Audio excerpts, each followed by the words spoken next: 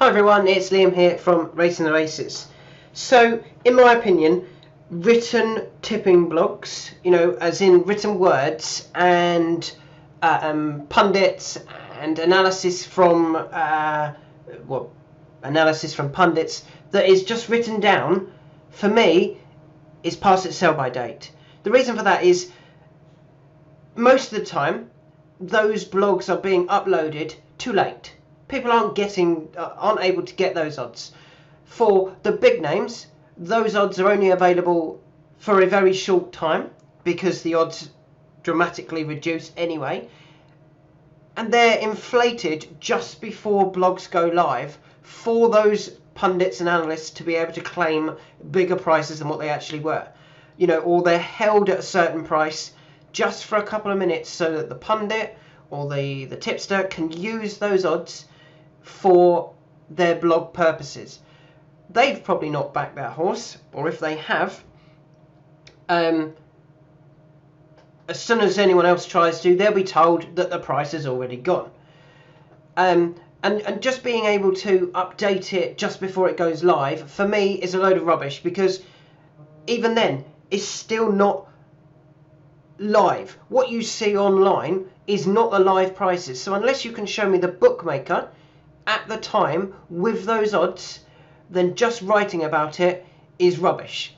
So there's a worse example, is like if I was to try and say, I'm going to back Revels Hill and I'm going to use 8-1 as the price for Revels Hill, because you can see at Coral he's 8-1. You'll often hear me in videos saying I'm looking for a horse and I'm interested, but I'm going to use a price that is generally available, and I'm actually going to show you the video of me on that page using it.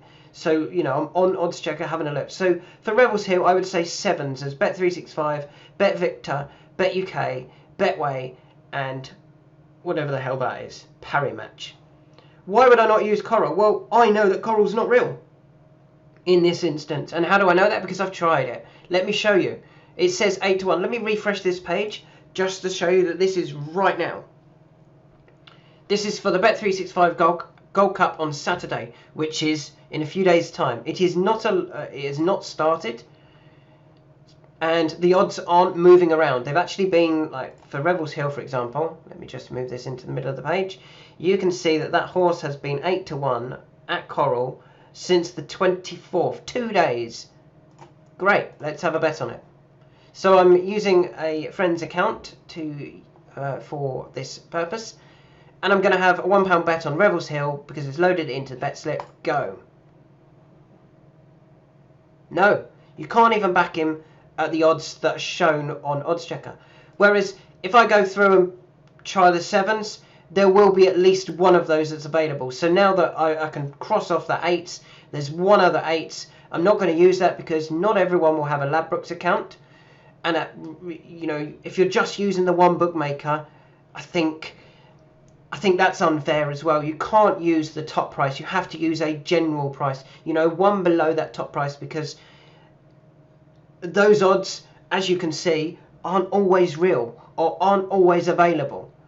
So even worse is, like, I'm showing you a video and showing you that some of the prices aren't available. So those that are just writing written words and saying it's this price, how do we know that? Where's your actual proof that that was an achievable price?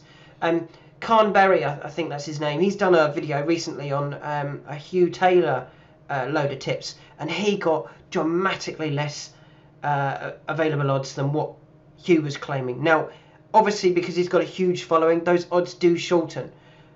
But there's no videos on his tips. There's no proper proof that those odds were available. It's just saying that this odds were available at this time. He gives you the heads up that the tip's coming in 1 minute. Still doesn't help anyone.